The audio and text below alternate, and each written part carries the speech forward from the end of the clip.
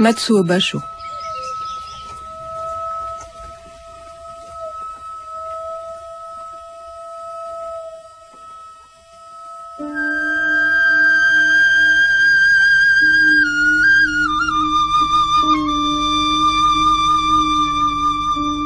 Depuis les temps anciens, nombreux furent ceux qui se firent un nom en poésie.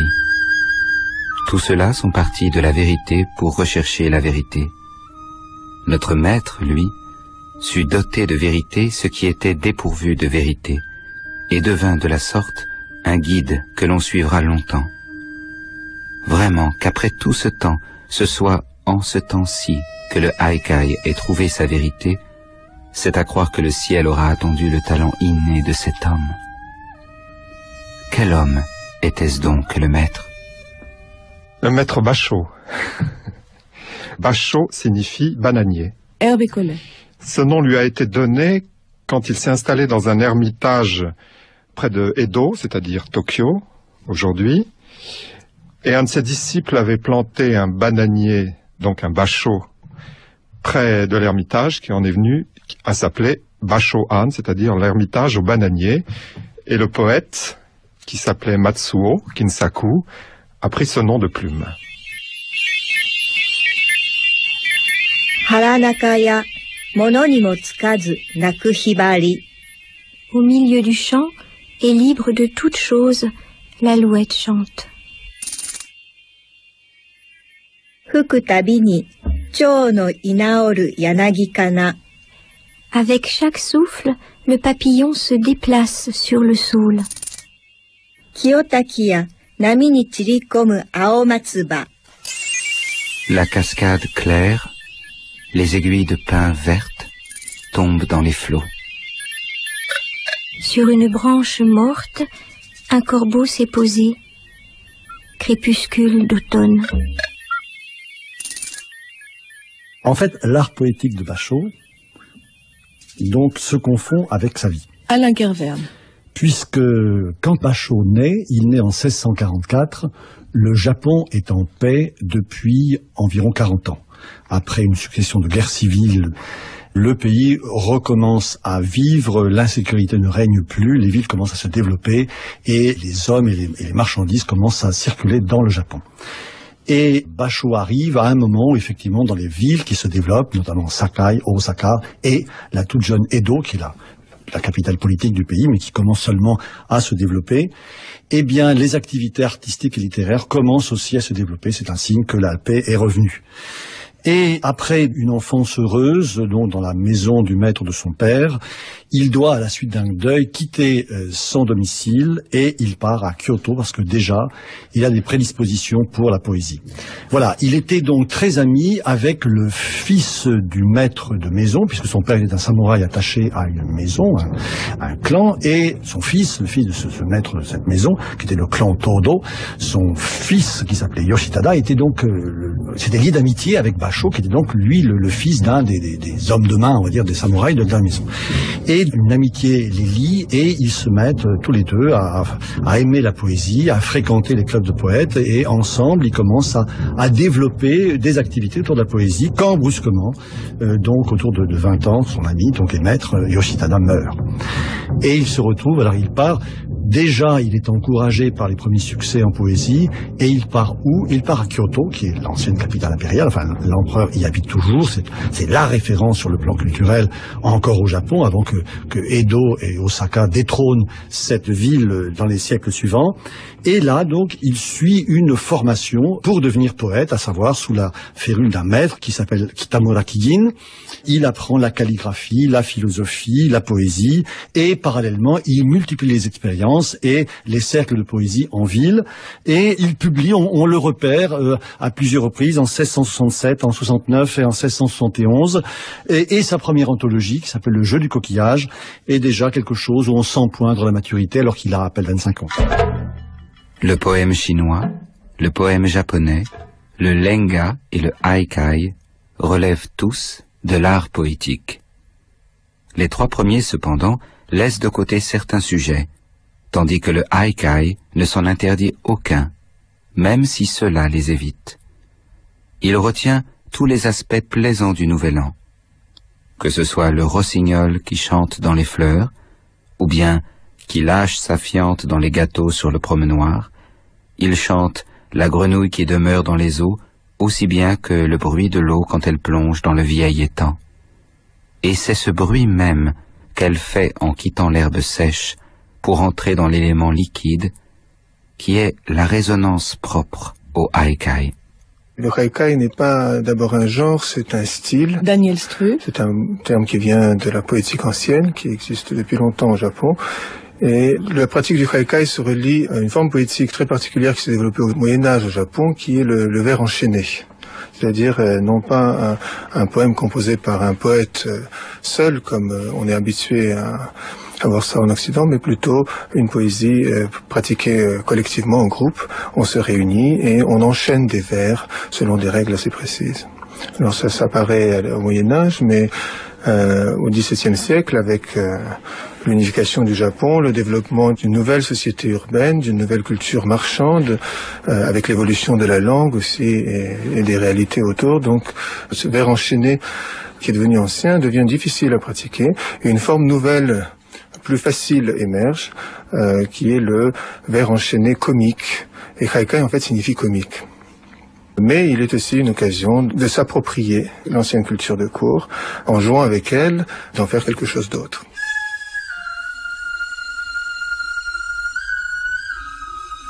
Ce qu'on appelle haikai est un jeu de l'esprit qui doit contenir une pointe de raillerie.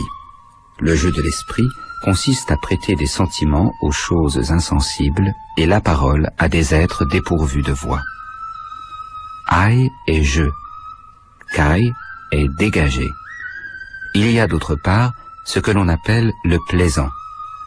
Il s'agit de l'art de répondre du tac au tac, soit, en d'autres termes, du jeu de l'esprit. Dans le Kokinshu, les poèmes composés par jeu sont dits Aikaika. Un mot sur cette forme donc qu'il pratique déjà, qui s'appelle donc à l'époque le haikai, c'est-à-dire poème de ton badin, on va dire. C'est une activité de délassement que pratiquaient les bourgeois des villes. Donc ces gens se réunissaient et pratiquaient un art qui était un lointain écho d'une activité aristocratique, à savoir des séances de poésie à plusieurs qu'on appelait les renku, c'est-à-dire des vers liés.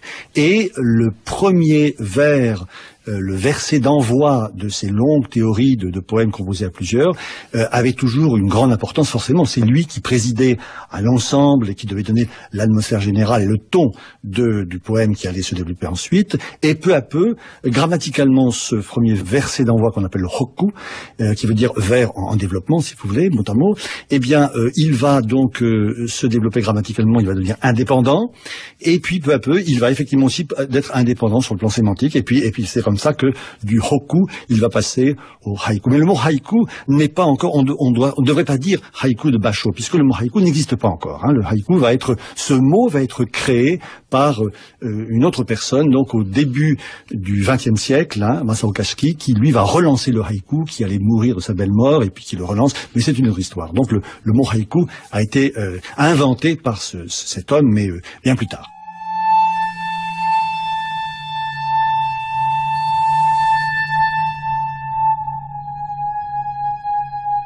Le haikai est une forme de chant, uta.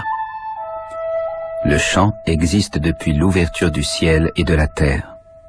Quand la déesse et le dieu furent du ciel descendus à Onokorojima, la déesse d'abord dit « Ah, le beau garçon que voici !» et le dieu de déclarer « Ah, la belle fille que voilà !» Ce n'était là certes point du chant, mais exprimer en paroles ce que le cœur ressent est bien de l'essence du chant. C'est la raison pour laquelle l'on voit là l'origine du chant.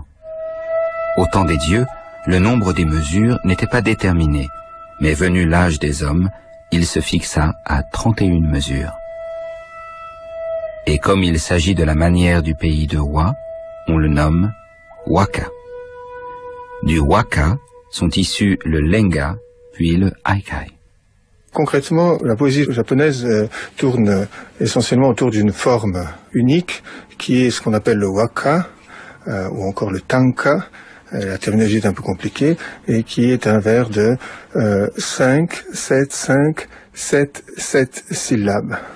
Donc quelque chose de très bref, mais qui déjà depuis l'époque ancienne était réuni, rassemblé, on en faisait des séries, des anthologies, des recueils.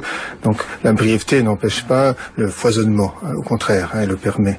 Le vers enchaîné consistait à couper en deux ce waka classique, est considéré comme la grande forme classique de la poésie japonaise, et donc d'enchaîner des vers de 5, 7, 5 syllabes, et de 7 et 7 syllabes successivement. Donc une première personne commence avec un vers un peu plus long, 5, 7, 5, une deuxième enchaîne avec un vers plus court, 7, 7, puis on continue. Donc ça se présente sous forme de chaîne de 100 vers de ce type-là. Alors, il faut quand même dire que dans ces séries enchaînées, tous les vers ne jouent pas le même rôle, et notamment le premier vers est très important. Donc, la première séquence de 5, 7, 5 syllabes, cette séquence-là jouait un rôle particulier, puisqu'elle était en général attribuée à l'hôte d'honneur, qu'elle faisait allusion à la circonstance qui réunissait les poètes venus faire de la poésie, et qu'elle était en général adressée au maître des lieux, en une sorte de remerciement et d'hommage à celui qui offrait son espace pour la poésie. Et donc, en général, ce premier verset, ou ce premier vers, était composé à l'avance, soigneusement, faisait allusion aux circonstances et donc à la saison. C'est pour ça que dans le haïku, encore la saison est si importante. On pouvait en faire, comme on pouvait en faire en avance, on pouvait en faire sans penser à la séquence suivante. Donc déjà, ce hokku, qui deviendra le très bref haïku, commence à être composé d'une manière indépendante à l'époque de Basho. On le recopie, par exemple, on le calligraphie séparément pour en faire aussi un objet décoratif pour l'afficher.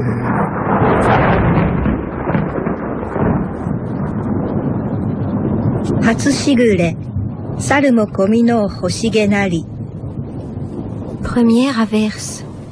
Le singe aussi aimerait un petit manteau.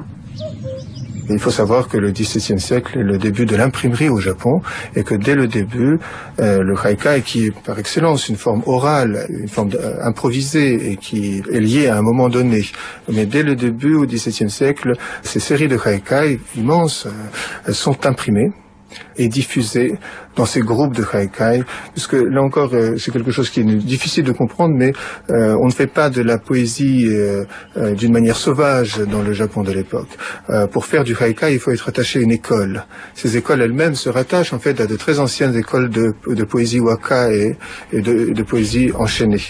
Donc il s'agit d'une véritable organisation avec des groupes réunis autour de maîtres reconnus qui cherchent à accroître le nombre de leurs disciples, qui en tirent d'ailleurs des revenus également, qui profitent de l'imprimerie pour diffuser les productions de leur école et pour maintenir la cohésion de leur groupe.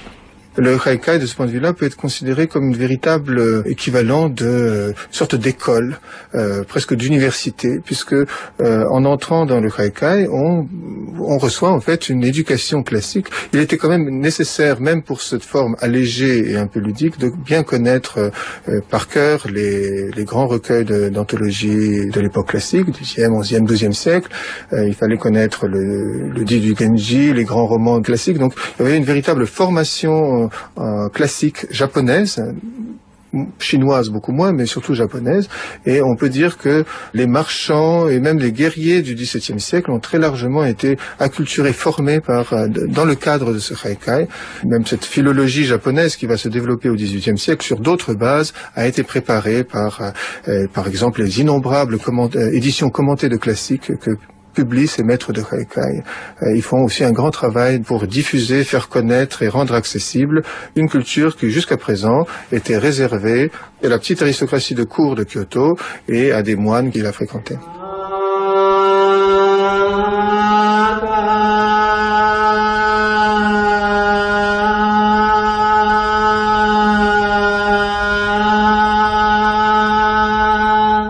Alors en 1672, il part à Edo. Et là, donc, alors, il a fait ses armes un petit peu à Kyoto.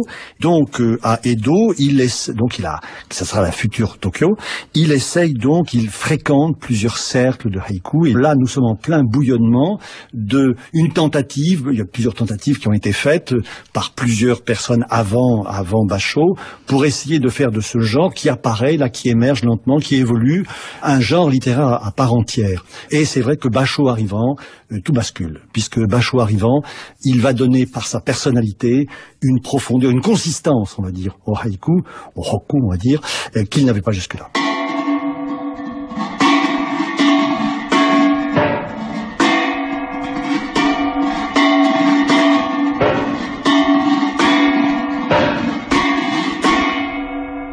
Basho ne pouvait effectivement qu'appartenir à une école, puisque lorsqu'on commençait à pratiquer le haikai, on devait le faire nécessairement avec d'autres, auprès d'un maître.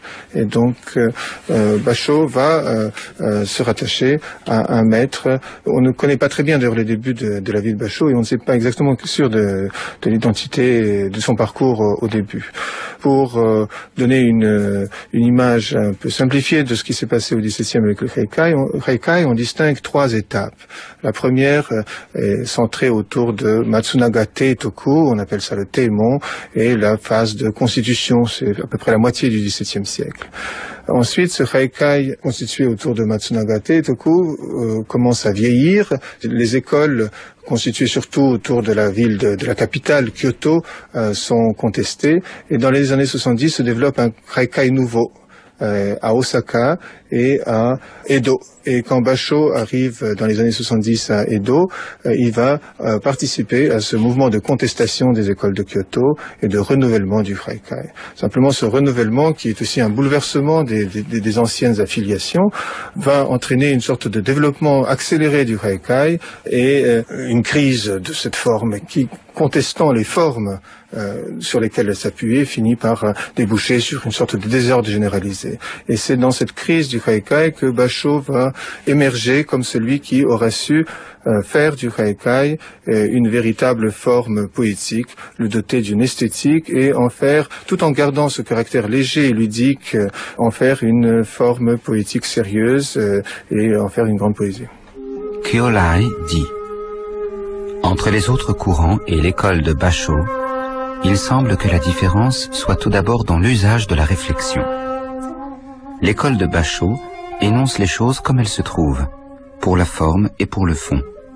Les autres courants, apparemment, les fabriquent en esprit. Même un paysan illettré, voire un enfant de moins de 10 ans, peut à l'occasion produire un bon verset selon l'école de Basho, ce que même un expert selon les critères d'une autre école sera incapable de faire. Nan no ki no hana to wa shirazu nioi kana. Quel est donc cet arbre invisible dont les fleurs répandent ce parfum? Ce verset a un modèle. Il traduit en effet, semble-t-il, l'atmosphère du poème de Saigyo. Quel est le Dieu qui en ces lieux demeure? Certes, je ne sais, mais de vénération, mes larmes ont jailli. Matsunagate Toku est une figure de passeur. Il a assimilé tout ce qui pouvait être assimilé de la science poétique du Moyen-Âge finissant, et il a joué un rôle essentiel dans l'acculturation des nouvelles classes urbaines qui se forment au XVIIe siècle.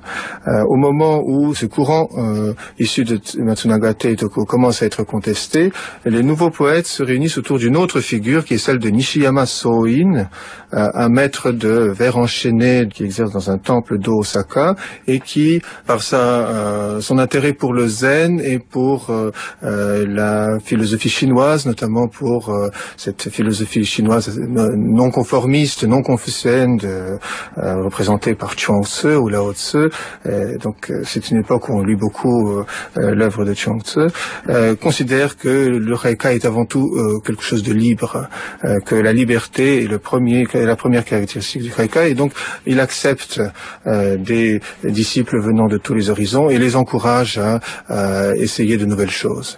C'est donc d'un maître de l'ancienne école que Basho a reçu son initiation au Haikai. C'est avec Nishiyama Soin qu'il en a saisi l'esprit et qu'il a commencé à s'intéresser. D'ailleurs, comme les autres autour de lui, Basho est en fait souvent présenté comme une figure isolée, mais et la nouvelle recherche insiste beaucoup sur le fait qu'il est extrêmement lié en fait à tout ce qui se passe à son époque, extrêmement sensible à toutes les innovations. Il commence à s'intéresser à la poésie chinoise, alors que justement le Haikai était plutôt fondé sur une culture japonaise. Donc il commence à lire les poètes chinois, il lit le Chuang-Tzu et il essaye de renouveler le Haikai en lui faisant partager l'esprit de la poésie chinoise, en exprimant dans la langue du Haikai, qui est issue de l'ancienne langue poétique japonaise, mais qui a fait entrer aussi la langue de tous les jours de cette époque-là, en l'enrichissant de l'esprit de la poésie chinoise. Et c'est cette synthèse qui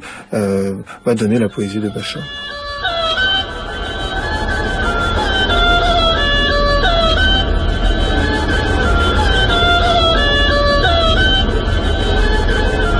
Ichinaka wa mono no niyoi ya natsu no tsuki. Ichinaka wa mono no niyoi ya natsu no tsuki. Au-dessus de la ville, pleine d'odeurs, la lune d'été. Au-dessus de la ville, pleine d'odeurs, la lune d'été. Ça, c'est donc Bonsho qui fait ce poème d'envoi. Et Basho, lui, va faire, pour lui répondre, une composition en 14 syllabes, donc celle qui complète la première, qui va être ceci. Atsushi, atsushito, kado kado no koe. Atsushi, atsushito, kado kado no koe.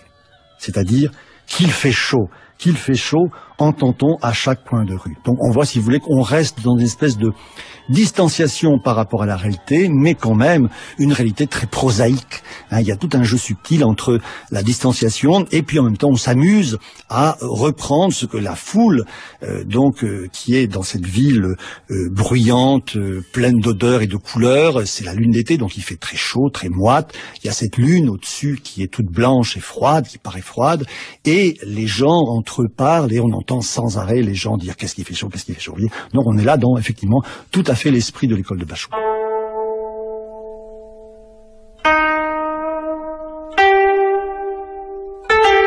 Au creux de la main, il a fait ramper l'époux à l'ombre des fleurs. Nouant les Chimaki, d'une main elle relève les cheveux du front. Ce verset se présente à la manière d'un récit. Au temps où Kyorai compilait le Salumino, de chez le maître, il reçut une lettre. Il est bon que dans un recueil figure une pièce en forme de récit. Aussi vous envoyai-je ceci, y était-il dit. Malade, une oie descend dans la froide nuit, je dors solitaire. Hutte de pêcheurs, aux crevettes mêlées chante le petit grillon. Au temps où l'on faisait le choix pour le Salumino, le maître avait dit « Il faudrait retenir l'un de ces versets ». Et Bonsho de proposer « L'oie malade a son intérêt, mais le petit grillon mêlé aux crevettes, voilà un verset qui par son aisance, par sa nouveauté, est véritablement exceptionnel. » Et Kyorai d'argumenter « Le verset aux crevettes est insolite, certes, mais pour peu que je m'en fusse avisé, j'eusse pu en faire autant. L'oie malade, par contre, est d'un esprit élevé et d'un goût subtil, dont jamais je ne me fusse avisé, tant et si bien que je retins les deux. » Par la suite, le maître dit « Eussiez-vous donc admis les mêmes arguments pour les crevettes que pour l'oie malade ?»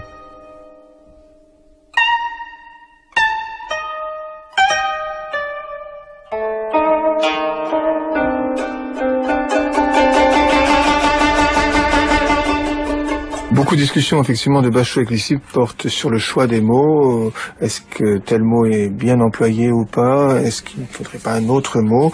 Et je crois que c'est justement lié à cette présence partagée par le maître et les disciples de Haikai de ces codes, de cette science poétique, qui fait que chaque mot évoque de très nombreuses associations d'idées qui passent par la connaissance de la poésie classique, du haikai précédent, mais aussi de tout ce qu'un mot peut éveiller aussi pour un citadin du XVIIe siècle.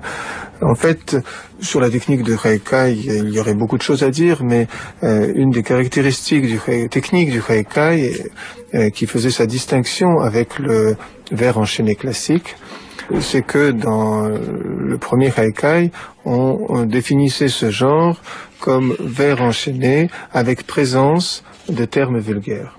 C'est-à-dire qu'il était obligatoire dans un vers de haikai qu'un terme non poétique, vulgaire, de la langue de tous les jours, ou même un terme chinois, puisque les termes chinois sont interdits dans la poésie classique japonaise, alors que la langue japonaise contient une grande proportion de vocabulaire d'origine chinoise.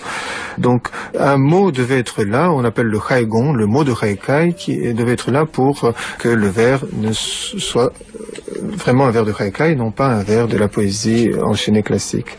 Dans la poésie de Basho, il est très souvent vain de chercher un mot de haikai précis, un haigon précis, justement dans cette œuvre de création d'une nouvelle langue poétique, qui finalement ce qu'a réussi Basho, c'est qu'il est d'une certaine façon le seul à avoir réussi parmi les poètes de haikai du XVIIe siècle, en tout cas à la perfection, le haikai est la caractéristique du vers tout entier. Et donc les vers de Basho peuvent parfois ressembler extérieurement à des vers de poésie enchaînée classique. C'est là que la lecture attentive, l'interprétation, donc la culture en fait de celui qui lit, qui en principe, le destinataire du haikai, c'est un poète de haikai, c'est un disciple ou un compagnon de haikai. Donc c'est la culture de celui qui entend qui permet de deviner l'intention. C'est aussi ce qui permet en principe d'enchaîner. Fune ni cha no yu no ura aware nari. Fune ni cha no yu no ura aware nari. Cérémonie du thé à bord en vue d'une côte magnifique. Cérémonie du thé à bord en vue d'une côte magnifique. Et l'autre comparse répond, Tsukushi made hito no musume o meshi tsurete. Tsukushi made hito no musume o meshi tsurete. Jusqu'à Tsukushi, la jeune fille capturée doit être emmenée. Jusqu'à Tsukushi, la jeune fille capturée doit être emmenée. Et là, Basho est enthousiaste. Alors pour nous, évidemment, il y a plein de choses qui nous échappent. Mais voilà ce que dit Basho. Le dernier vers est parfait sur le fond et sur la forme, et aussi par sa technique de liaison avec le précédent verset. Un homme au goût raffiné a kidnappé une jeune fille et lui fait procéder à une cérémonie du thé sur le bateau qui les emmène. Le verset est original par rapport au poème d'amour ordinaire et il a beaucoup de qualités. D'anciens récits comme celui de Matsuura, enlevant une princesse, ou encore celui de Dame Askai, kidnappée par un jeune homme de noble condition, sont des images sous-jacentes dans cette vision d'un personnage aristocratique retournant en bateau jusqu'à Tsukushi avec une jeune fille qu'il a enlevée. Les réminiscences sont ici sans fin. Et le fait qu'il y ait des réminiscences, c'est pour lui positif. Vous voyez, on est loin effectivement de la politique occidentale où effectivement on recherche l'originalité à tout prix, etc. Au contraire, non. Quand on met ses pieds dans les pas des anciens, c'est positif, c'est consistant. Je le compare, ce qui est un peu paradoxal, à tout ce qui est de l'ordre d'un chorus en jazz chez un musicien qui va utiliser un thème complètement rebattu et qui va faire dans son chorus une citation du thème en question qui ne sera reconnaissable effectivement que par les gens cultivés, enfin qui ont une culture en jazz ou qui ont une culture en haïku. Dominique Palmé. Et la poésie japonaise classique, notamment la forme d'où est né le haïku, c'est-à-dire ce qu'on appelle le waka ou le tanka, est une forme extrêmement codifiée où la citation en tant que telle n'est jamais considérée comme un plagiat mais comme un hommage. On appelle ça le honkadori, littéralement prendre dans le poème d'origine. Donc on prend un segment, on va l'insérer dans son propre poème et tout le piquant, si je puis dire, du haïku, du tanka pour quelqu'un de cultivé du haut Moyen-Âge ou ensuite de l'époque 16e, 17e siècle, c'était d'être capable de reconnaître immédiatement comment la citation était faite et comment elle s'articulait avec quelque chose qui était nouveau. C'est à la fois un hommage mais c'est pas un plagiat. Donc on peut apprécier une fois qu'il est traduit, le haïku dans sa fulgurance, dans des images extrêmement concises et souvent très déconcertantes, mais on ne peut pas mesurer toutes les couches successives, les strates qu'il peut y avoir derrière ça. Et je dirais, le haïku, c'est un peu la partie visible d'un iceberg qui est la littérature japonaise classique et auquel, dans la forme classique, hein, maintenant en littérature contemporaine c'est différent, mais il a été fait recours tout le temps.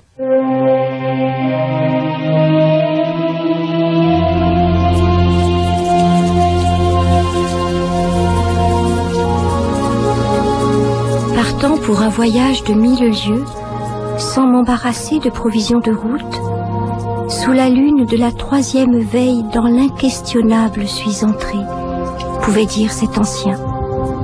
Sur sa canne m'appuyant, en l'air Jokio, lent de l'aîné de l'arbre et du rat, à la 8e lune d'automne, lorsque je quittais mon logis délabré près la rivière, il soufflait un vent frisquet.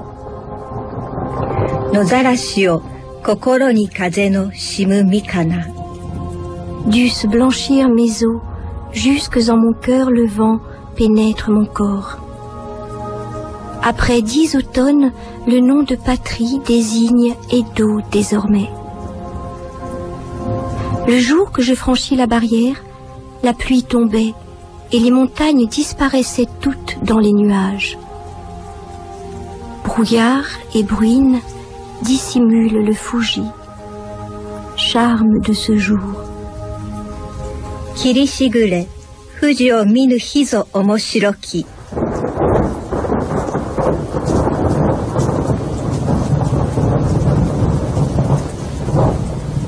Michinobe no mukuge wa uma ni kuwarekeri. Chose vue. Du bord du chemin, l'hibiscus, par le cheval, s'est laissé brouter.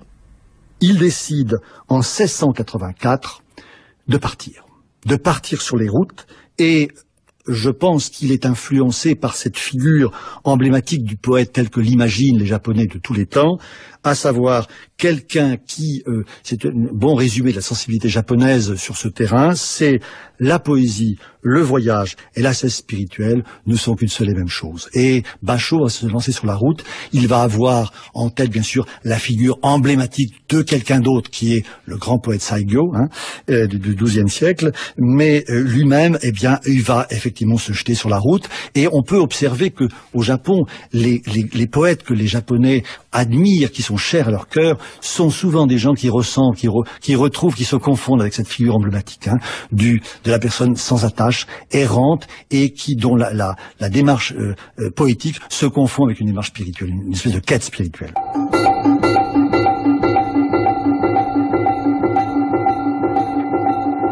À la ceinture, je ne porte le fer, et le bissac suspendu au col, à la main, je tiens le chapelet de 18 grains. Je ressemble à un moine et suis couvert des poussières du siècle. Je ressemble à un laïc et n'ai point de cheveux. Je ne suis moine, certes, mais qui ne porte le toupet, l'on tient pour sectataire du Bouddha, et l'on m'interdit de me présenter devant les dieux. À l'époque, ces gens vivaient sous une dictature militaire, avec effectivement, malgré tout, même si les gens pouvaient se déplacer, lorsque vous voyagiez avec un habit de moine, vous aviez un statut. Et si vous n'aviez pas d'habit de moine, on pouvait vous suspecter d'être un vagabond. Donc, si vous voulez, il était plus facile de se déplacer en faisant croire qu'on faisait un pèlerinage religieux. Et donc, sous l'habit de moine, effectivement, c'était plus facile de voyager. Je pense que c'est une des raisons pour laquelle on a affublé, on a donné à sa personnalité une connotation un peu trop religieuse, à mon avis. Mais c'est simplement, à l'époque, voyager avec un habit de moine, c'était plus facile. Au début de la lune longue, revenu au pays natal, je trouve les carexes du jardin de l'aile nord desséchés par le gel, si bien qu'à présent, il ne reste plus même la trace de ma mère. Tout est transformé. Les tempes de mon frère ont blanchi. Les rides barrent ses sourcils. Mais la vie du moins nous reste, constatons-nous. Et les paroles lui faillant, mon frère aîné dénoue les cordons d'une bourse à amulettes. Vois, me dit-il, les cheveux blancs de notre mère. ainsi que du fils d'Ulashima lorsqu'il ouvrit le coffret précieux, tes sourcils à toi aussi grisonnent. Et pendant un moment nous versons des larmes.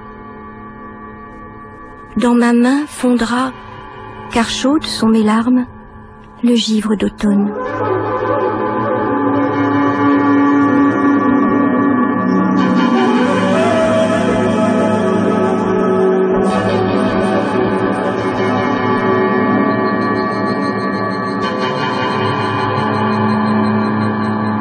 Bashō, qui est mort à 50 ans, a commencé à voyager, et quand je dis voyage, c'est plutôt de pèlerinage dont il est question, de pèlerinage poétique, où on se rend sur des lieux antiques célèbres, et aussi dans les lieux où ont vécu des poètes anciens. Hervé Collet. Donc c'est seulement à 40 ans, soit 10 ans avant sa mort, qu'il a commencé à faire ce genre de pèlerinage à pied. Et il est parti tout d'abord vers Kyoto. Il allait souvent dans la région de Kyoto, puisqu'en fait c'est sa région natale. Donc il empruntait le Tokaido, qui est la route de la mer de l'Est, qui va de Tokyo à Kyoto. Donc il y a 2 haïkus au début de ses voyages qui montrent bien ce que représente ce genre de pèlerinage pour lui. Le premier est « Résolu à m'exposer aux éléments, le vent me transperce le corps. » Et au bout de la route, il écrit « Encore vivant, au bout du voyage, crépuscule d'automne. » Il sait que l'expérience va être physiquement très éprouvante. Bon, il va voyager, n'exagérons pas non plus, juste 9 mois, à pied, mais enfin, évidemment, ballotté par les événements comme un fétu de paille, quoi. Donc la pluie, le vent, les pèlerins poétiques de l'époque voyageaient avec un manteau de paille et un grand chapeau de bambou qui pouvait les abriter de la pluie ou du soleil. Mais c'est vraiment le fétu de paille qui part sur les routes, mais jamais seul en fait. On a l'impression que Bashō était seul dans ses voyages, mais il était toujours accompagné d'un disciple dans tous ceux qu'il a entrepris.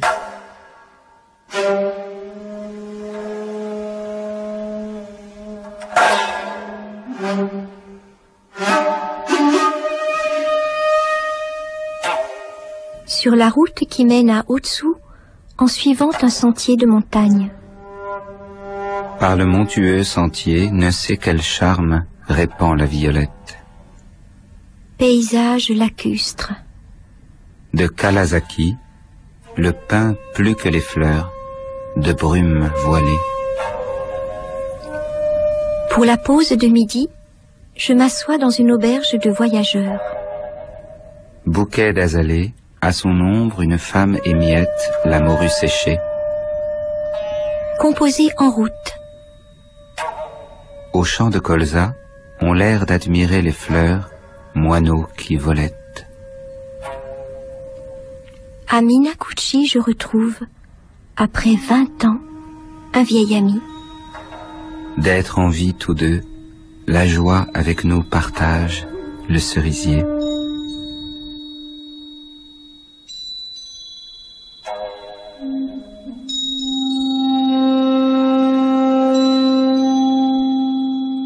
À la fin de la lune des Deuzi, je retrouve ma chaumière et je m'y repose des fatigues du voyage. De ma robe d'été, jamais je n'en finirai d'enlever l'époux. Quand il rentre à Edo en 1685, il a fait un immense périple sur la côte pacifique à partir d'Edo. Il s'arrêtera à Ise, le grand sanctuaire Shinto, à Ueno, où il retrouve sa famille. Et donc, chaque fois, il s'arrête parce qu'il y a des clubs de poésie, de haikai qui sont là. Et il va donc participer à des joutes poétiques où il va très souvent être arbitre et il va exceller, bien sûr, dans cette technique-là. Okiyo, okiyo, waga tomo ni sen, neru kocho. Réveille-toi, réveille-toi, et deviens mon compagnon, papillon qui dort.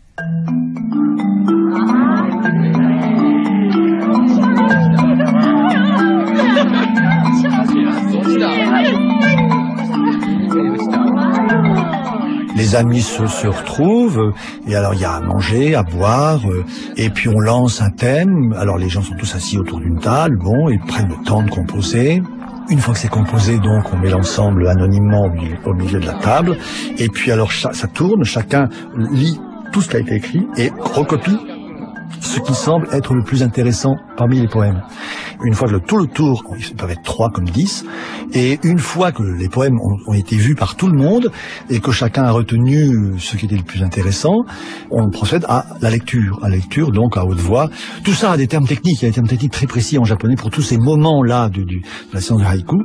Ensuite, donc, on les lit à haute voix, et puis alors, on note sur un bout de papier, donc, eh bien, ceux qui, tout ça, c'est extrêmement formalisé, évidemment, on note ceux qui ont retenu le nombre de voix qu'a retenu chacun des poèmes, si vous voulez. Et ensuite, donc, on les passe au crible, le maître, donc, les relit, et puis donne ses commentaires. Celui-là est intéressant parce que, etc. Et généralement, les plus distingués, l'auteur se dévoile à ce moment-là. Mais jusque-là, c'est anonyme, si vous voulez. Hein. Mais ce passage entre donc la production poétique, ensemble, sur un thème donné, chacun écrit.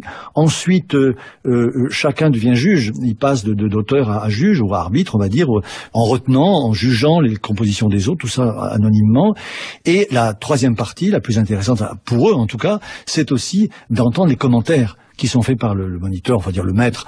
Et si vous voulez, ces 3 parties sont très denses. Et la dernière partie est la plus riche, parce que si vous voulez, là, c'est là que le maître, et Basho en l'occurrence, donc donne son avis sur tel et tel, et le disciple peut dire, mais par exemple, je vais donner un exemple qui est assez connu.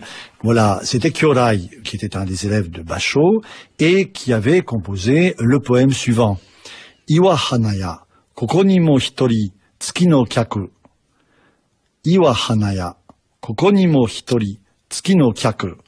Donc la traduction pourrait être ceci, parce que le contexte est très très important, et on écrit en japonais, de toute façon en japonais même, pas en poésie, mais en japonais normalement, on écrit que ce qui n'est pas clair dans le contexte. Voilà la traduction de ce poème, à la pointe du rocher, ici encore un autre, invité de la lune.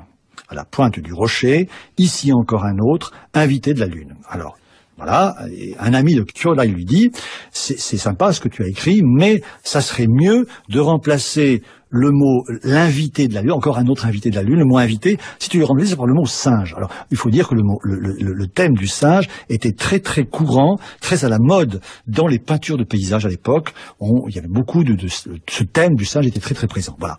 Alors, Kyorai était pas d'accord, il dit, mais non, je trouve que ça va pas avec ce que j'ai voulu mettre, etc. Et on demande l'avis de Basho. Et Basho lui dit, mais explique-moi ce que tu as voulu écrire. Et alors il lui dit, voilà, j'ai été attiré par la beauté de la lune, et je suis sorti de chez moi, et là j'ai aperçu sur un rocher assis un autre bonhomme, une autre personne amoureuse de la lune, et qui était sur son rocher. Et Basho lui dit, mais ton poème ne pourra être intéressant que si l'invité de la lune, c'est toi. Autrement dit, mine de rien, bon, on pourrait être surpris par la réplique de Basho, mais en fait, Basho, sur le plan spatial du poème, renverse complètement les choses, puisque si vous voulez, on imagine que Kyorai sort de chez lui, et il voit donc quelqu'un sur un rocher. Donc la vision est horizontale. Et brusquement, Basho pointe les choses essentielles, c'est-à-dire l'homme sous la lune. Et brusquement, les deux hommes se confondent en une seule être humain et qui est sous la lune. Autrement dit, voilà ce que Basho était capable de faire comme commentaire. Ah, évidemment, avec un maître comme ça, on pouvait devenir génial.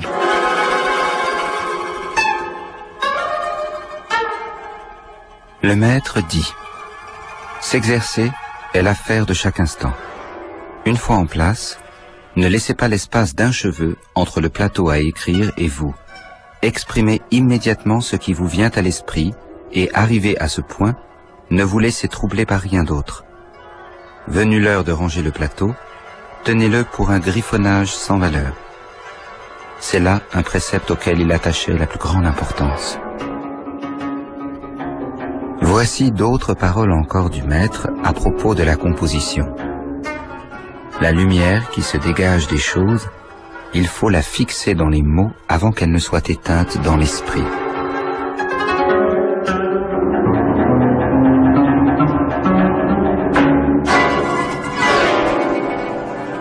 Il va donc composer un kasen. Alors un kasen, c'est donc une composition, un renku, une composition de versets liés, mais en 36 poèmes, si vous voulez, donc combinés. Et il est familier de ce type de composition avec ses amis. 2 règles. La première, pas de vers trop original, qui briserait l'harmonie d'ensemble recherchée. Voilà, là effectivement on est au Japon, hein, le groupe prime tout. 2e règle, pas de conformisme. Vous voyez, on est entre les deux. Pas de conformisme, la dynamique collective risquant de s'enliser. Voilà, ce sont les 2 écueils auxquels il faut échapper. Le poème d'envoi étant fait, alors là, il faut que ça soit la tonalité des 6 compositions suivantes doit être calme, pondérée, mais en même temps attirer déjà l'attention du lecteur. Par exemple, Kyolai dit ceci: dire qu'un rossignol chante sur un prunier, c'est nul, enfin c'est banal. Mais dire qu'il chante la tête en bas, voilà un bon verset initial. C'est dans les traductions de Bachot. C'est pas mal. C'est vrai, hein, c'est intéressant parce que voilà, ça donne bien l'esprit dans lequel on commence. Les 24 compositions suivantes, alors là on peut y aller. Alors là, si vous voulez, on y va, on se déchaîne, c'est le cas de le dire, pour un poème en chaîne, le talent de chacun peut se libérer pour étonner, charmer, intriguer, par son audace ou par des poèmes inattendus. Et les 6 derniers, donc, préparent la chute de la série, le rythme s'apaise, est moins vif, et les images moins colorées. Voilà. En gros, si vous voulez, voilà comment se passe sur le plan du contenu, du rythme, un kasen. Les thèmes. Alors là, c'est très très précis, on ne rigole plus. Des règles, donc, hiérarchisent les thèmes. Par exemple, les cerisiers en fleurs ne s'épanouissent qu'au 17e, au 35e poème, dans un kasen. La lune n'apparaît qu'au 5e, 13e et 29e partie du renku. La luciole est évoquée à la 4e, de la 4e à la 5e lune jusqu'à l'automne. Et la cigale à la 6e lune, donc ça correspond à juillet, au moment des fortes chaleurs jusqu'à l'automne. Et l'ondée du soir ne tombe pas à la tombée de la nuit, pourtant ça pourrait être ça, mais généralement l'après-midi. En fait, il y a un balisage stéréotypé du cours des saisons dans ce genre de poésie. Un petit exemple, peut-être l'hiver 1684, à Nagoya. Bachot est avec 5 participants. Alors, entre parenthèses, leur statut social est intéressant. Il y a un médecin, un négociant en riz, un marchand de bois, un détaillant en tissu. Vous voyez, on n'est plus dans l'aristocratie, même militaire, oui, même pas. On est dans les chonin, c'est-à-dire les gens des villes, quoi, les bourgeois. Hein. Et le roku du départ, là, est de Tokoku, donc le négociant en riz. Voilà ce qu'il dit. Tsutsumi kanete, tsukitori otosu, shigore kana. Tsutsumi kanete, tsukitori otosu, shigore kana. Nuages s'accumulant, la lune s'éteint, averse d'hiver. Nuages s'accumulant, la lune s'éteint, averse d'hiver. Alors, le second verset qui va enchaîner tout de suite, qu'on appelle en japonais le wakiku, donc il y a un terme technique pour le deuxième verset. Alors, il est dépendant du premier, bien sûr, au niveau du sens, hein, et il doit le compléter pour former avec un ensemble avec l'autre, donc de 5 vers. Alors, deuxième personne dit ceci: Kori fumiyuku, mizu no inazuma. Kori fumiyuku, mizu no inazuma. On marche sur la glace, des éclairs sous l'eau.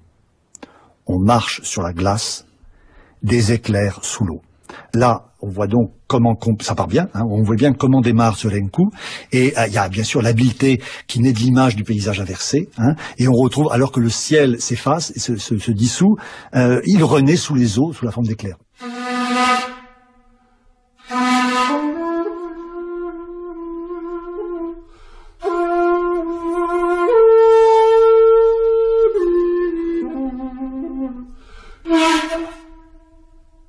Le haikai, effectivement, Daniel Stru oblige à passer d'une réalité à une autre, c'est-à-dire que 2 vers qui se suivent forment une unité de sens, mais 3 vers qui se suivent ne doivent absolument pas former une unité de sens. C'est une faute majeure dans le haikai que de constituer des poèmes des unités de sens supérieures à 3 vers. Donc il faut sans cesse à la fois enchaîner et s'éloigner. Et évidemment, c'est aussi une vision de la réalité, du temps, de la manière dont les choses sont conçues, le monde est conçu, et justement Bachot sans doute est le poète qui tire le plus grand parti, le meilleur parti de cette esthétique du haikai. La poésie est donc pour lui un moyen d'entrer en résonance, entrer en harmonie avec l'univers conçu comme en perpétuel changement. Le haikai est caractérisé par le changement constant, perpétuel changement. Il y a une sorte de paradoxe ici. Le caractère constant du monde, c'est qu'il ne cesse de changer, et le haikai lui-même ne cesse de changer. Dans la marche de toute série de haikai, qui est un flux perpétuel, mais aussi dans son évolution historique, puisque le haikai doit se renouveler. En ce milieu de la lune des deux Tsi, le ciel encore garde un restant de brume, et la lune incertaine de la brève nuit possède un charme tout particulier, tandis que le jeune feuillage revêt les monts de teintes sombres. Aux premières lueurs de l'aube, quand le coucou va chanter, du côté de la mer l'horizon blanchoie, du côté des hautes terres, les vagues des épis de blé rougeoient, et l'on aperçoit par endroits les taches que font les fleurs de pavot près des maisons de pêcheurs.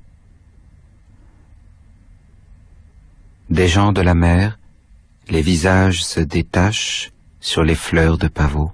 En 1687, il fait un nouveau voyage, un long voyage. Il en fait un d'abord à Kashima pour aller voir la Lune avec un de ses disciples. Et puis bon, c'est raté parce qu'il y a plein de pluie. Et il en tire quand même un magnifique petit relation de voyage qui s'appelle Une visite au sanctuaire de Kashima. Et il, notamment, alors là, c'est une note très personnelle, puisque 2 mois plus tard, il repart donc sur les routes. Il retourne dans son village natal. Et là, il compose un poème qui est très connu, qui est celui-ci. Samazama no goto omoidasu sakura kana. Samazama no goto omoidasu sakura kana. Tant et tant de souvenirs au long des cerisiers. Tant et tant de souvenirs au long des cerisiers. Donc, dans ce voyage, donc, il retourne dans sa famille. Donc, il va partir, alors, il va se retrouver à Nara, à Osaka. Il va partir sur la mer intérieure. Donc, il fait un grand voyage et il retrouve donc son ermitage. Donc, il est resté sur les routes pratiquement 1 an. Et c'est le plus réussi de ses voyages où il s'arrête partout. Sa création est stimulée par tous les contacts qu'il a avec d'autres poètes. Parce que il a le souci aussi de se perfectionner en se confrontant aux autres. C'est très important, ça. Ses disciples, sans arrêt le sollicite, mais lui-même aussi, il montre ce qu'il fait aux autres, il y a une espèce d'émulation mutuelle. C'est très très important à souligner dans sa vie, dans son comportement. Alors, il écrit donc le carnet de la Hotte, et dans ce carnet de la Hotte, donc voilà ce qu'il dit, c'est une étape importante dans son art poétique. Alors, c'est la traduction de René Sfer. Que ce soit le waka chez Saigyo, que ce soit le renga chez Sogi, la peinture chez Sesshu, ou l'art du thé chez Rikyū, un même principe régit leur voie. En matière d'art, il convient de suivre la nature créatrice et de faire des 4 saisons ses compagnes. Voilà. Donc, il y a cette référence constante dans une activité artistique à la nature, qui est là, qui n'est pas seulement le propre de Basho, mais qui est le propre de toute activité artistique au Japon, quelle que soit l'époque. Ça, c'est une chose importante, mais que lui, donc, exprime de façon en quelques mots très simples, puisque lui-même, donc, effectivement, la nature va être non seulement son inspiratrice, mais va être aussi le but d'une espèce de fusion extatique qui va lui permettre, en fait, d'avancer dans son art et dans sa vie.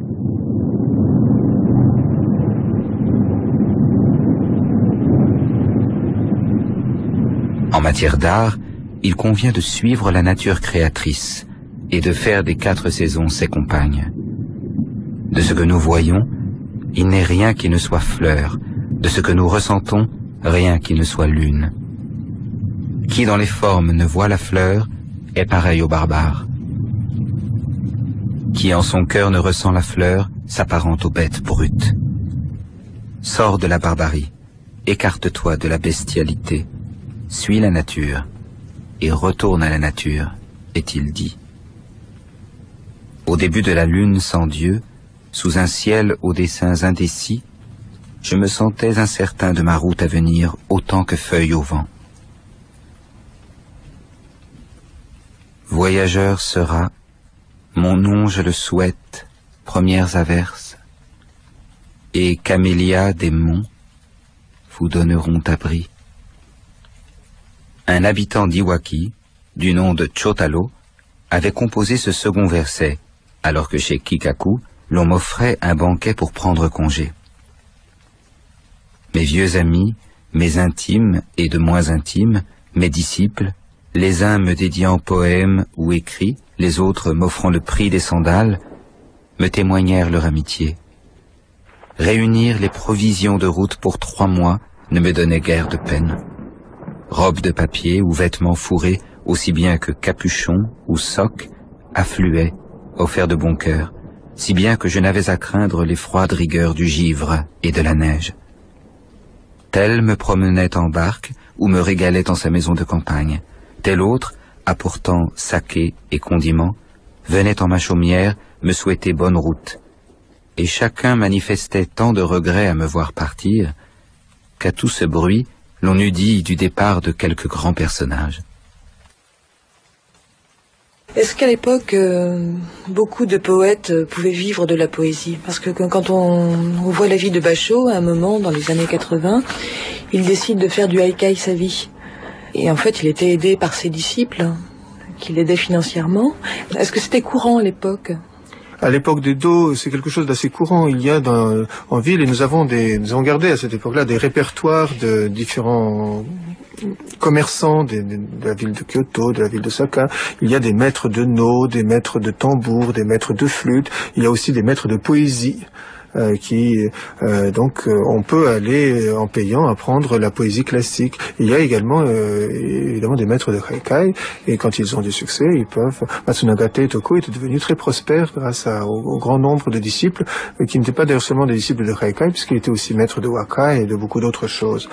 Alors Bashō est quand même un cas particulier, parce que même si évidemment il a vécu de son art, c'est un poète de haikai professionnel, il refuse cette condition, il refuse de faire de son art une marchandise. Et ces voyages qu'il accomplit sont justement ce symbole du bananier qui donne son nom, puisque Bashō signifie bananier, qui est un symbole d'impermanence, d'inconstance, puisque le bananier a du mal à passer l'hiver au Japon, que ses feuilles se présentent souvent sous un état tout à fait lamentable dès que justement le vent d'automne commence à souffler. Donc ces voyages sont faits pour marquer cette rupture avec la condition de maître de haikai payé. Un des moyens d'avoir de l'argent, c'était de corriger des séries envoyées par des disciples. Et là, évidemment, tous les compromis étaient possibles. Et donc, Bashō a fait de sa propre personne un personnage et une sorte d'œuvre poétique en elle-même.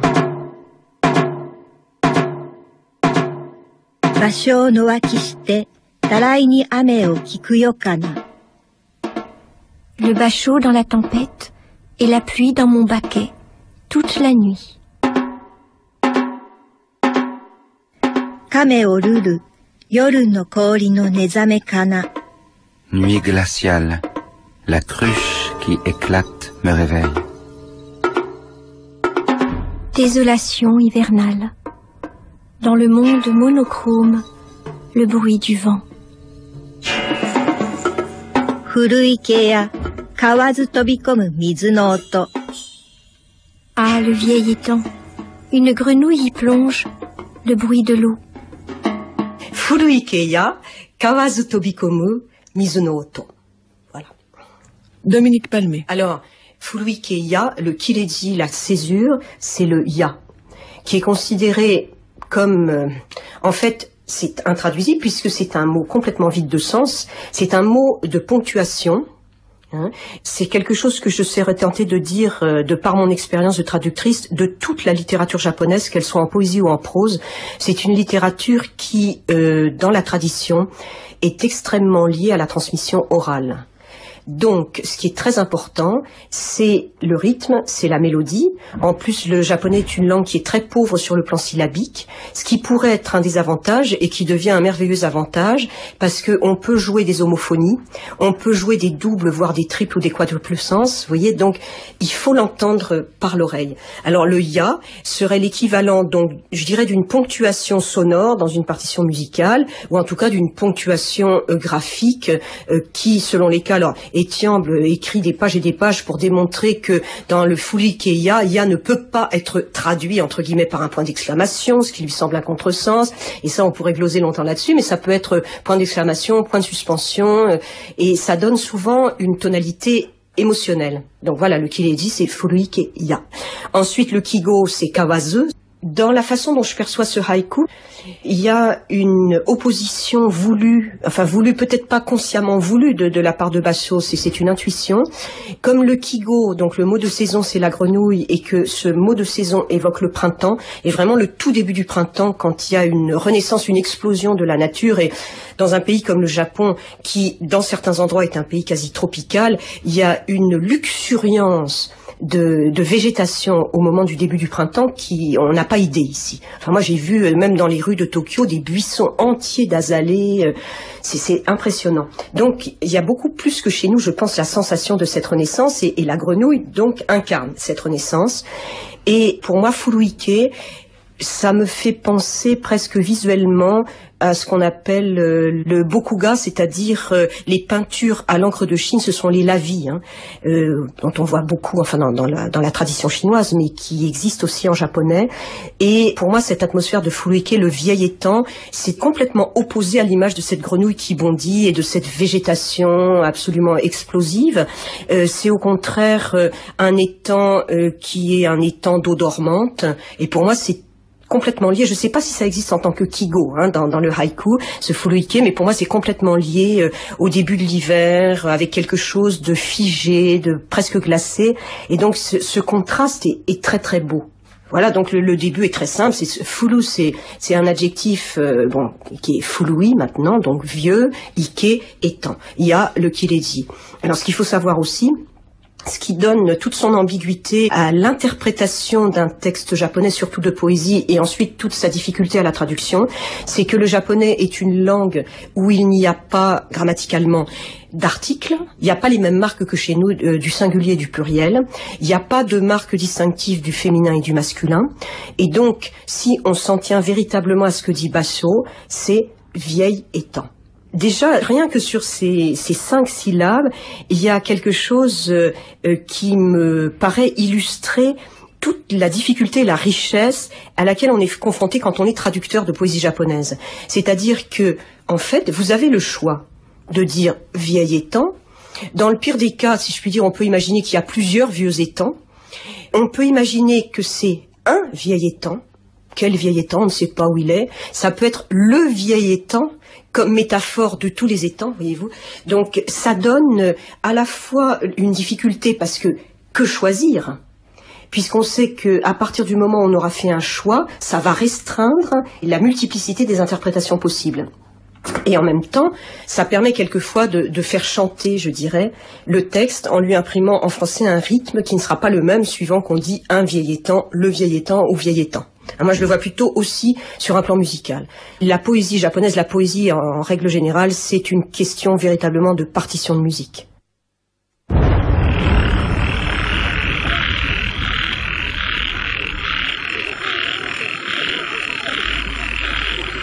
Sur l'étang mort, un bruit de grenouille qui plonge. Une vieille mare, et quand une grenouille plonge, le bruit que fait l'eau. Furuike ya kawazu tobikomu mizu no oto. Kawazu tobikomu. Kawazu, c'est la grenouille, mais c'est un terme ancien et c'est un terme dialectal. C'est-à-dire que maintenant, peut-être qu'on continue à l'utiliser dans certaines régions du Japon, mais quelqu'un qui habite dans une ville, un japonais, ne sait pas ce que c'est que kawazu. Dans le japonais moderne et même dans le japonais ancien, quand c'était pas littéraire ou dialectal, c'est kaeru, la grenouille. Ensuite, tobikomu, tobu, ça veut dire sauter, et komu, pénétrer. Donc c'est ça qui est traduit généralement par la grenouille plonge, la grenouille saute. Alors moi j'ai vu une traduction qui me fait beaucoup rire, qui est la grenouille s'élance. On a l'impression qu'elle part pour un ski nautique là. Il y a 2 points qui me semblent intéressants, c'est que aussi pour donner une notion de qu'est-ce que c'est que cette langue japonaise, ça semble très mystérieux. En fait, c'est très mystérieux et c'est assez difficile parce que ça sort de nos catégories mentales d'occidentaux en ce qui concerne une structure linguistique, mais sur le principe, c'est extrêmement simple. C'est-à-dire que le japonais, c'est ce qu'on appelle une langue agglutinante. Alors, qu'est-ce que ça veut dire? C'est une langue que je comparais, une phrase en japonais, c'est comme un jeu de domino. C'est-à-dire que vous avez un mot qui donne le contenu, ce qu'on appelle une enclitique, donc une petite particule qui va se mettre à la fin du mot, qui va donner la fonction. C'est absolument la même chose qu'en latin, tout ce qui est déclinaison.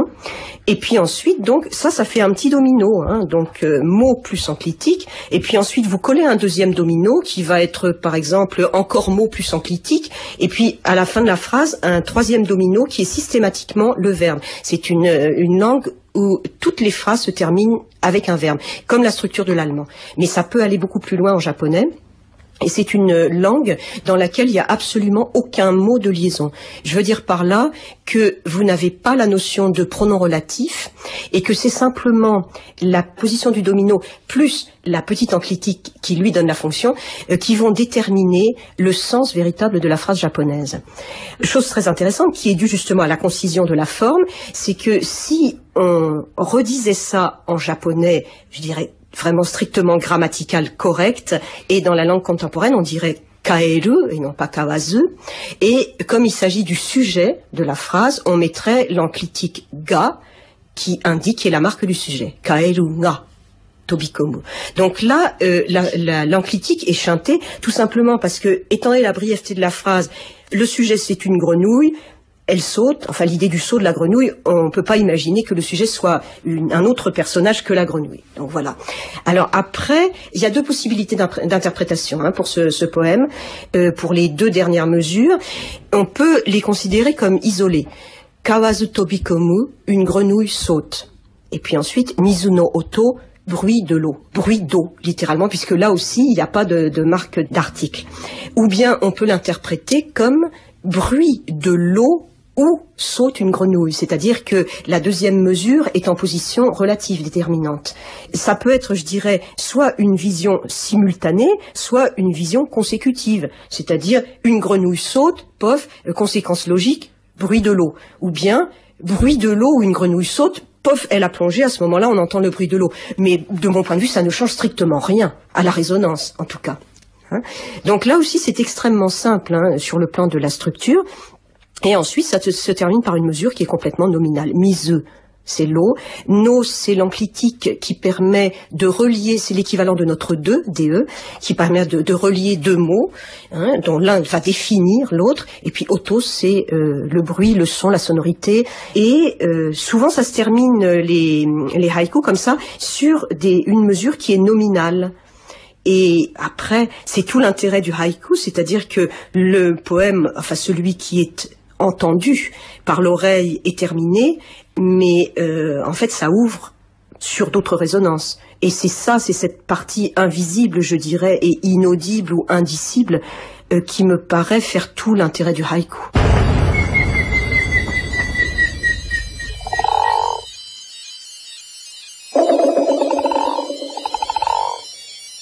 Sur le vieil étang, une grenouille s'élance, ploc dans l'eau. Le vieil étang, le bruit d'une grenouille qui saute dans l'eau. Le son de la grenouille qui plonge dans l'étang, elle plonge en même temps dans nos mémoires et elle y fait des ronds, là, je trouve. Le vieil étang, tout le monde a en tête un vieil étang. Et c'est en ça que le haïku est formidable, c'est qu'il fait appel chez le lecteur à tout son réservoir d'images et de sensations, et chaque lecteur de ce poème va l'habiller d'une façon différente. C'est ça la force du haïku. C'est que le lecteur a un rôle actif dans la lecture. Le bon lecteur d'un bon haïku, si on peut dire. Le lecteur va plonger lui-même dans ce texte et va l'illustrer, l'habiller. Et le haïku réussi est celui qui traduit un peu ces moments de grâce qu'on a tous plus ou moins vécus, souvent dans l'enfance. Et il va nous faire réhabiter ce genre de moments. Le vieil étang, une grenouille plonge, le bruit de l'eau. Le vieil étang, une grenouille y plonge. Ah, quel bruit! Je crois que les Japonais n'avaient pas d'image du tout poétique de la grenouille, mais justement, il y a aussi une chose à laquelle ils sont très très sensibles dans cette culture extrêmement formelle, c'est au petit détail qui va provoquer l'étonnement. Et je pense que l'étonnement, c'est un des facteurs essentiels de l'art du haïku. Et donc, effectivement, il y a cet étonnement d'avoir choisi une grenouille. Donc, à l'époque, ça a dû sembler tout à fait novateur. Et puis, du coup, cette grenouille qui est un personnage inexistant dans la poésie antérieure et qui tout à coup fait un floc en sautant dans le vieil étang. Alors là, ça déstabilise, non, mais ça étonne tout simplement. Donc, je pense qu'il y a eu ce facteur, disons, d'émerveillement. D'autre part, d'après les spécialistes japonais, c'est à partir de ce poème, enfin, ce poème, il avait écrit beaucoup de haïkus avant, mais apparemment, c'est au moment où il a composé celui-là, qu'il a eu comme une sorte d'éveil, enfin, c'est-à-dire tout à coup une vision de son intelligence ou de sa sensibilité poétique, que l'art du haïku c'était ça. Justement, cette opposition entre le côté complètement marécageux et presque inquiétant du vieil étang et l'élan de cette grenouille qui finit par symboliser la vie dans son jaillissement. Pour lui, je pense que c'était une forme d'éveil, et pas seulement un éveil poétique, mais un éveil au niveau spirituel. Et comme il a écrit, enfin lui-même n'a pas tellement écrit de traité sur le haïku, mais il était entouré d'une foule de disciples qui ont recueilli ses paroles. On considère au Japon, chez les spécialistes du haïku, que cette histoire de grenouille et de vieil étang, c'est vraiment à la fois la cristallisation et le point de départ de l'esthétique de Basho en tant que haïkiste. Je crois que c'est ça. Le vieil étang. Une grenouille plonge. Bruit de l'eau. Dans le vieil étang, une grenouille plonge, un ploc dans l'eau.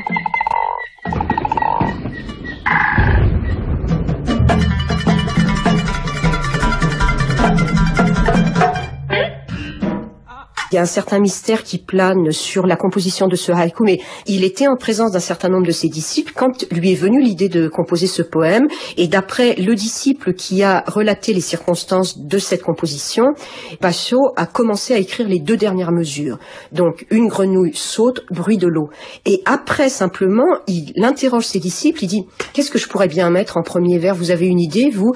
Et il y en a un qui dit « Oh ben oui, on pourrait mettre jaune fleur de ketmi, la ketmi étant une fleur particulière de la botanique japonaise. » Et puis lui dit non, moi ça me plaît pas, finalement je vais mettre vieil étang.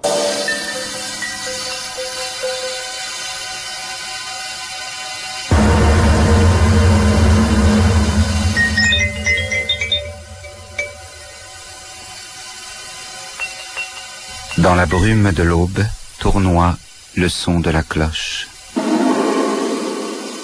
Kane kiete hana no kawa tsuku yube kana. La cloche se tait, le parfum des fleurs en écho.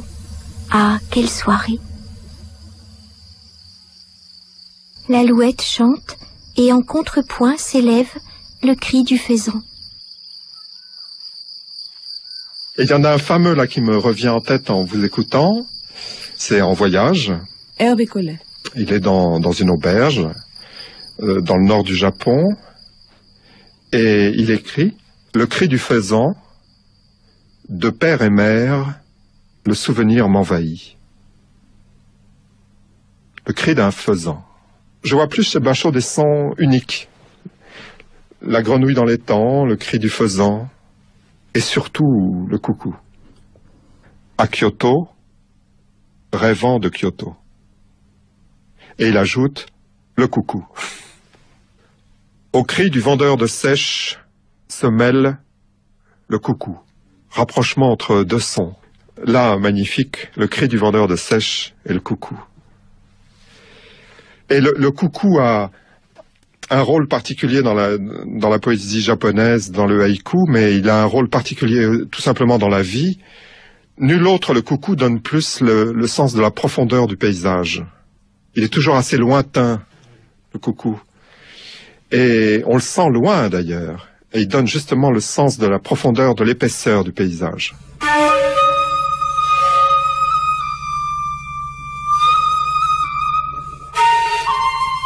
Dans la possession de Yamagata, il est un monastère de montagne du nom de Ryushaku-ji.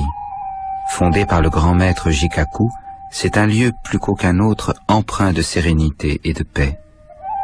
Il fallait l'avoir au moins vu, m'avait-on assuré, et par conséquent, j'y fis un crochet en partant d'Obanazawa. La distance est d'environ 7 lieues. Le jour n'étant point tombé encore. Au pied de la montagne, je demandai l'hospitalité au logis des pèlerins, puis je montai aux édifices du haut. De rochers entassés sur des rocs est faite la montagne. Les pins et les cèdres sont chargés d'an. La terre et la pierre ont un aspect antique. La mousse est moelleuse. Les portes des bâtiments dressés sur les rochers étaient closes et l'on n'entendait nul bruit. Je fis le tour de l'arête, me hissai sur les rochers et m'inclinai devant les sanctuaires des Bouddhas. Le paysage était splendide et je sentais un total détachement envahir mon cœur. Ah, le silence. Et vrille le roc, le cri des cigales.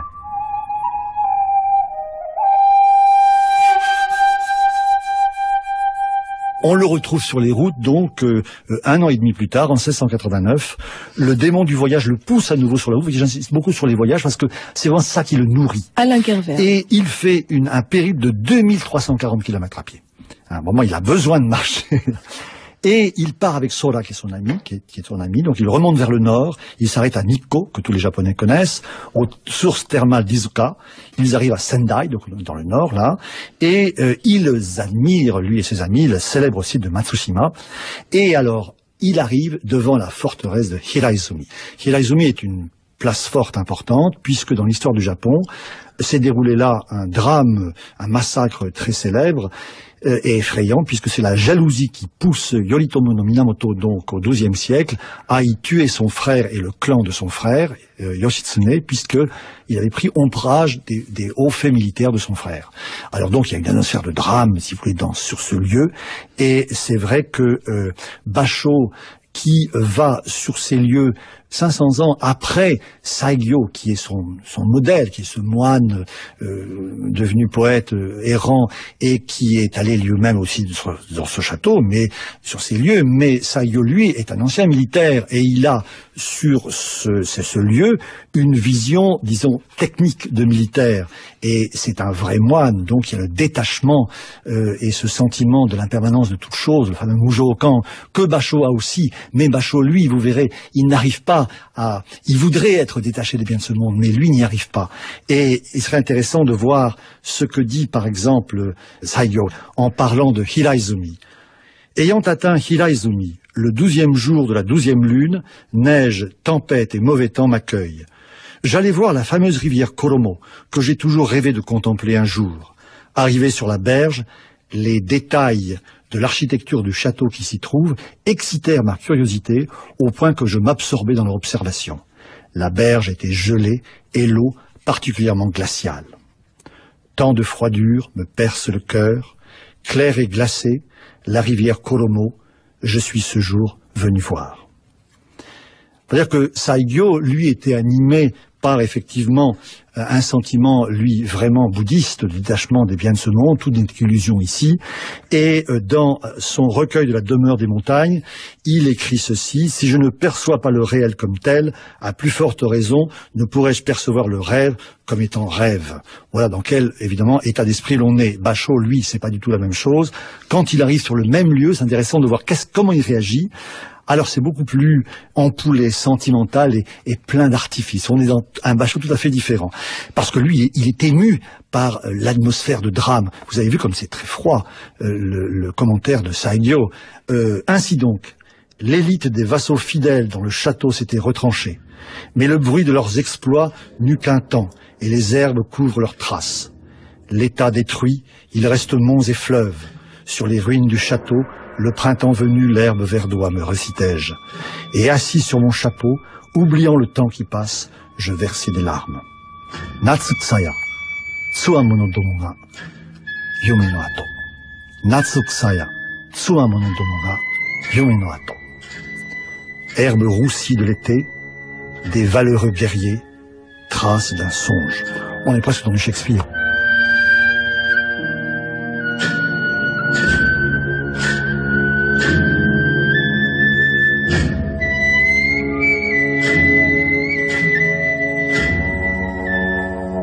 Depuis que je me suis retiré de la ville, près de 10 ans ont passé.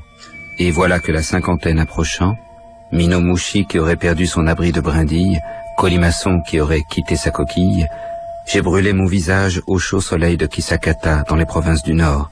J'ai usé mes talons sur les rudes grèves de la mer septentrionale aux hautes dunes qui rendent la marche pénible, et cette année-ci, j'erre sur les bords du lac. Pareil au grèbe qui se fit à l'ombre tutélaire des roseaux pour défendre du courant son nid flottant, j'ai réparé la couverture de l'auvent, j'ai consolidé la palissade, et j'en viens à me dire que je ne quitterai de sitôt ces montagnes où je m'étais, au début de la lune des Deutzi, engagé pour peu de temps. Comme il se doit, il subsiste un relent de printemps. Quelques azalées fleurissent encore, les glycines de montagne s'accrochent au pin, de temps à autre passe un coucou, un jet parfois me vient rendre visite, si bien que le martèlement même du pivert n'est pas pour me déplaire et que, transporté d'allégresse, mon esprit court de Go en Sceau et d'est en ouest, comme si je me tenais sur les bords des rivières Chaux et Chaux ou du lac d'Oteil. La montagne se dresse au sud-ouest. Les demeures des hommes se trouvent à bonne distance. Le suave vent du sud descend des cimes et le vent du nord se rafraîchit aux eaux du lac.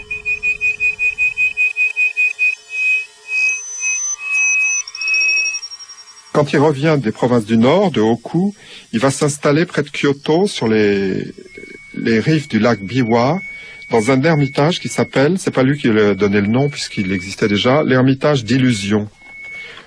Et sur cet ermitage, il a fait un assez long récit. Ça nous donne un peu le sentiment de Basho quelque temps avant la fin de sa vie. Il dit des hommes, je suis là. Et il écrit d'ailleurs un haïku célèbre là-dessus. Chaque année, le singe arbore son masque de singe. Il est un peu là des hommes, Basho, à la fin de sa vie, mais il va réfléchir à ça. Il avait carrément fermé la porte de son ermitage, il voulait plus voir personne. Et il va réfléchir à ça, il va à nouveau ouvrir sa porte et on va concevoir un nouveau concept pour la composition des haïkus, qui est celui de karumi, qui signifie légèreté. Il a compris qu'il faut être léger, non seulement en poésie, mais dans la vie aussi. Léger, c'est-à-dire s'accorder au cours des choses. Il applique ça dans sa vie, il applique ça dans sa poésie, et c'est ce qu'il recommande à la fin de sa vie à ses disciples, soyez légers. C'est-à-dire, pas d'artifice, pas d'ornementation. Écrivez ce que vous voyez, juste l'expérience, pure expérience. Et c'est ça qui marque la fin de sa vie, cette notion de légèreté, légèreté vitale. On est presque dans un art martial. C'est la légèreté du judo, de l'aïkido, c'est-à-dire le juste équilibre.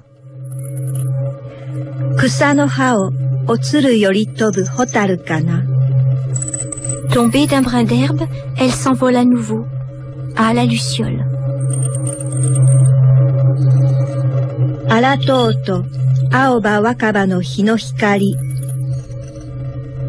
pure merveille, feuilles vertes, feuilles naissantes, au soleil qui brille.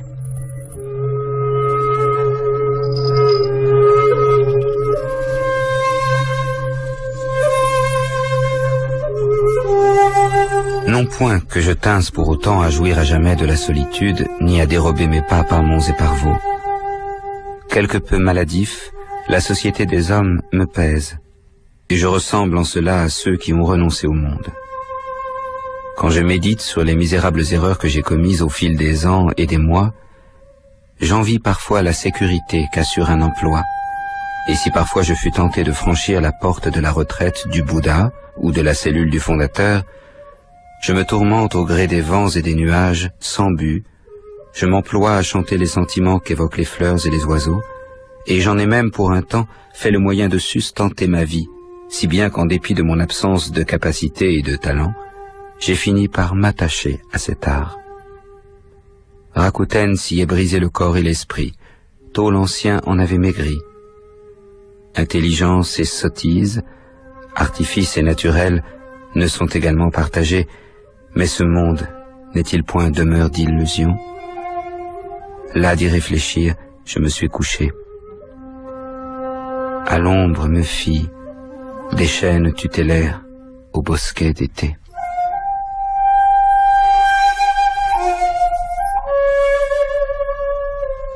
Tabi ni yande, yume wa kare no o kakemeguru. Malade en voyage, mon rêve est de parcourir la lande desséchée. Ce verset, composé durant sa maladie, est le dernier qu'il fit. Une autre façon de le dire serait « En rêve encore, je crois courir çà et là. Qu'en pensez-vous » avait-il demandé à ses disciples. Après quoi, il se décida pour cette version-là.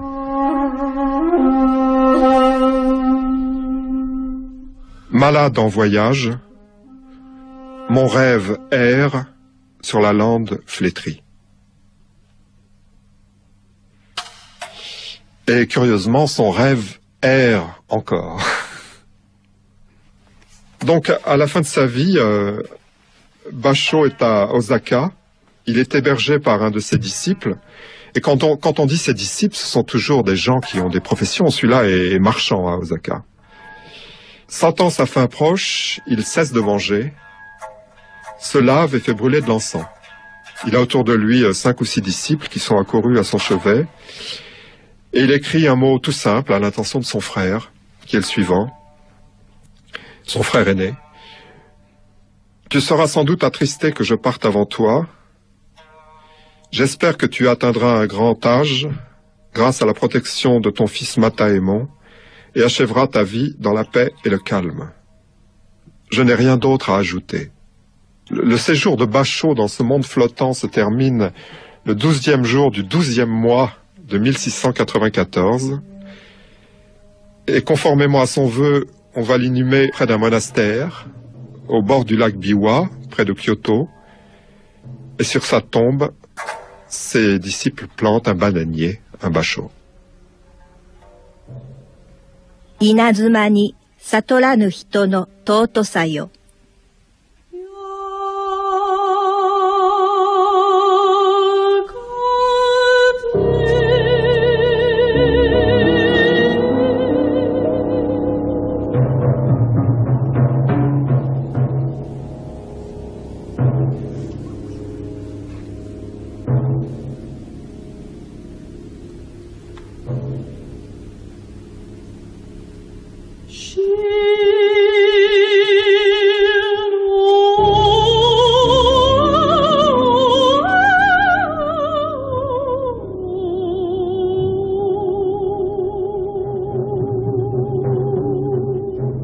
Une vie, une œuvre.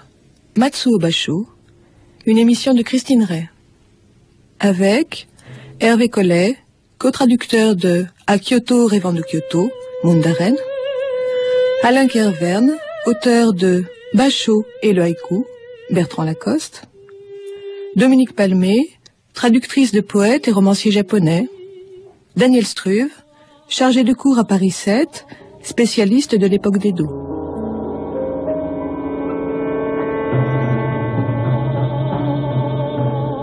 Voix, Bernard Gabet, Françoise Henry, Katsuko Nakamura.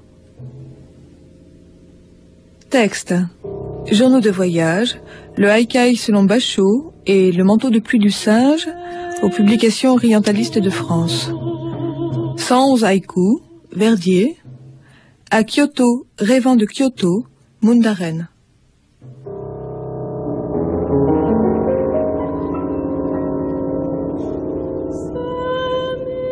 Prise de son, Benoît Gaspard, Xavier Atto, Georges Sautour, Georges Thau.